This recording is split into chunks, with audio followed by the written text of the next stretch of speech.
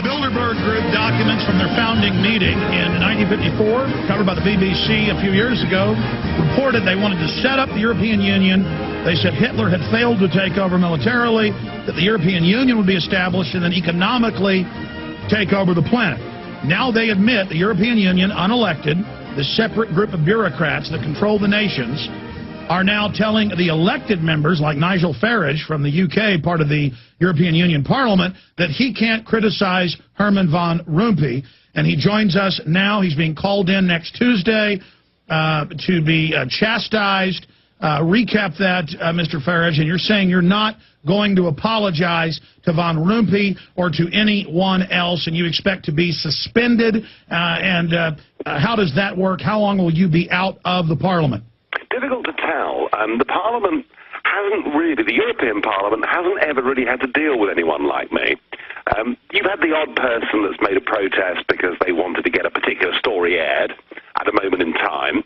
But what they've never had in the European Parliament, they've not had a leader of a group in the Parliament who is utterly, implacably opposed in principle to robbing nation-states of their democracy. So, in the past, miscreants have been fined 2 or 3 days' pay, and the odd person has been suspended for 2 or 3 days, but they've never really had anybody who persistently has done this. And as I say, I was called in back in December and told that my behaviour was unacceptable. I called Rompuy and the Foreign Minister, Baroness Ashton, I called them political pygmies, which I thought was, again, a very gentle description, really. But I was told that, oh, no, you must never talk like that again. So I just don't know what they're going to do, but I would suspect that they'll suspend me for a week or something like that. Expanding on this, for those that don't know, listening in the U.S. and around the world, when you talk about the bureaucrats being unelected, absorbing England, even though your nation's never been able to vote on this, Lord Monckton and many others yourself have talked about as much as 80% of your laws are not even British laws. They're just bureaucracy handed down. Obama's now saying he doesn't care if the U.S. Senate won't ratify and won't go along with the failed treaty and won't pass this bill. He's just going to order the bureaucracy to do it. So this is rule by unelected bureaucracies. But break down the EU model for those that don't understand. Yeah, the way the EU works is there is a thing called the European Commission, and there are 27 people. Each is appointed, not elected, but appointed by their own member state, and i.e. their own country, and each of them has a job title and a brief. So you have, someone in charge of health and someone in charge of EU expansion, etc., etc. They have beneath them 30,000 bureaucrats, and the European Commission has the sole right within the European Union to propose legislation and the sole right to repeal, amend or change legislation. So what happens is the Commission comes up with a law. It gives it to the Parliament. The Parliament messes around with it. The Parliament can delay it a little bit, and then in the end it gets rubber-stamped further down the line by more civil servants. So everything, the way in which our laws are actually drawn up in the European Commission, the whole process is done entirely in secret. The relationship, of course, because with those commissioners and big business, is distinctly unhealthy.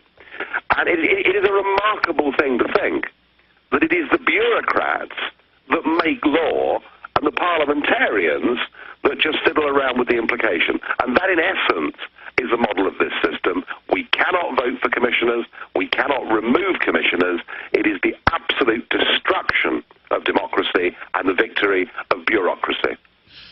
So here's a cheap analogy. Tell me if you agree. They're hanging England and the rest of the former sovereign nations at a hangman's gallows, but you get to decide the color of the rope that is put around your neck. You get to decide what color a bullet is painted that's put in a handgun and fired into your head. Yeah, that's quite a good way of putting it, really. But yeah, I mean, the nation-states are disappearing. And of course, already it's not working. I mean, the last time I came on your show, I talked to you about Greece, if you remember, and how Greece was signed up to the single currency, and things weren't working. Well, now, this week, we've had a general strike in Greece. We've had the police using tear gas, rubber bullets, all this kind of thing. And a war of words beginning to break out between Greek politicians and German politicians. So even as they've kind of put the finishing touches with this recent treaty they got through, as they've got their new president in Van Rompuy, as they've got their foreign minister in Ashton, even if, as it appears that they've succeeded, actually the cracks and contradictions within the system are showing that actually this empire isn't going to last very long. The inherent tyranny is there for all to see, and I see polls in Europe every time a country like France or others gets to vote on some new EU expansion. They don't normally let nations even have a vote like England and others. They vote to get out. They don't want it, and I've seen it in Reuters. I've seen reports out of Spain and Greece where government officials are saying big banks, just like Iceland, engineered this collapse. The EU has set it up so that Greece will fully become bankrupt and be completely absorbed into this system. And you alluded to that when you were chastising and calling Van Rompuy out on the carpet a few days ago. Here is a quick clip of that. I sense, though, that you're competent and capable and dangerous, and I have no doubt that it's your intention to be the quiet assassin of European democracy and of the European nation states.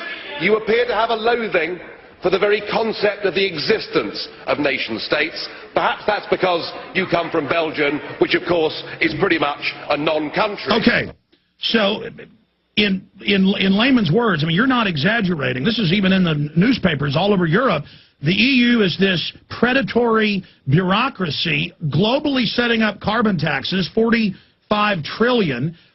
You even have fissures within the EU with some of the moral people. The 47-member health board with Wolfgang Wodarg came on the show and said they found out that the EU and the UN were literally getting money from Big Pharma to all of their heads, bribes to lie about the swine flu. So it's just all a giant global corporate system, corporations coming in, banks coming in, and using this government holding company to literally engage in piracy.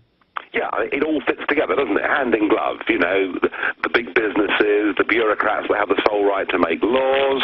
You know, it all fits together. They're all very happy with the world they're creating. But the optimistic thing is, you know, whatever happens to Greece, you know, at some point in time, there's going to be a revolution where the Greeks fight and insist to get back their own country and their ability to run it. This stuff, tyranny, you know, it can be an awful thing. It can last for years, but in the end, all these things break up. And I'm hopeful. I'm hopeful that people are waking up to this. And I just don't think that having a single currency for countries as different as Germany and Greece, it can't work. It just can't work. So they appear to have all the cards at the moment, but we're winning the battle of public opinion, and that's just what we've got to do. Philosophers have said it many different ways, but to paraphrase it, adversity makes men, and easy times makes weak, passive people. And because our ancestors fought so hard in England, the birthplace of the Magna Carta, and in 1776 and 1789 here in the United States, which was the light of liberty for the world, the model against feudalism and all the forms of tyranny and slavery, people got fat and decadent. Now the pendulum swung towards tyranny, and it's creating that awakening and that rediscovery of freedom. And you calling him out, not letting him be the quiet assassin, is devastating them, and they look very afraid of you. Let's talk about his global government comments, because he's really out in the open. You said this week, and I saw it in the news, he's just spouting off about what they're going to do with our lives and how they rule us. Specifically, what was Van Rompuy saying about the global government? Van Rompuy spoke, and he firstly talked about the need, not just for a single currency in Europe, but for a full economic government of Europe. And that wasn't particularly surprising. He said similar things to that before. But what he said was that he was very encouraged by moves that he'd seen through the G20 and elsewhere, which presumably means the United Nations. He was very encouraged to see that we were now starting to deal with global problems on a global governmental basis. And by that, of course, he means climate change taxes. By by that, of course, he means, attitudes towards ultimately tax and spend. So, I mean, this guy, I've never heard anybody inside those EU institutions ever openly talk about world government, talk about global solutions to problems. It's one of those things that's been talked about in the corridors. It is now out in the open, and it just shows you how mad and dangerous these people are, doesn't it? They're making their move. Nigel Farage, a UK member of the European Union Parliament, will be with us on the other side. We'll give you his party's website. They control the right and the left in England. This is the only real party that has a chance and is winning seats everywhere and really starting to scare the system. We'll be right back. He has done this, and as I say, I was called in back in December and told that my behaviour was unacceptable. I called Rumpy and the Foreign Minister, Baroness Ashton, I called them political pygmies, which I thought was, again, a very gentle description, really. But I was told that, oh, no, you must never talk like that again. So I just don't know what they're going to do. But Parliament, they've not had a leader of a group in the Parliament who is utterly, implacably opposed in principle to robbing nation-states of their democracy. So, in the past, miscreants have been fined 2 or 3 days' pay, and the odd person has been suspended for 2 or 3 days, but they've never really had anybody who persistently... The Bilderberg Group documents from their founding meeting in 1954, covered by the BBC a few years ago, reported they wanted to set up the European Union. They said Hitler had failed to take over militarily, that the European Union would be established, and then economically take over the planet. Now they admit the European Union, unelected, the separate group of bureaucrats that control the nations, are now telling the elected members, like Nigel Farage from the UK, part of the European Union Parliament, that he can't criticize Herman van Rompuy. And he joins us now. He's being called in next Tuesday to be chastised.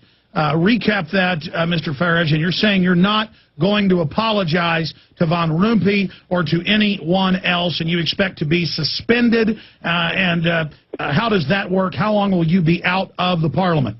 Difficult to tell. The Parliament hasn't really, the European Parliament hasn't ever really had to deal with anyone like me. You've had the odd person that's made a protest because they wanted to get a particular story aired at a moment in time. But what they've never had in the European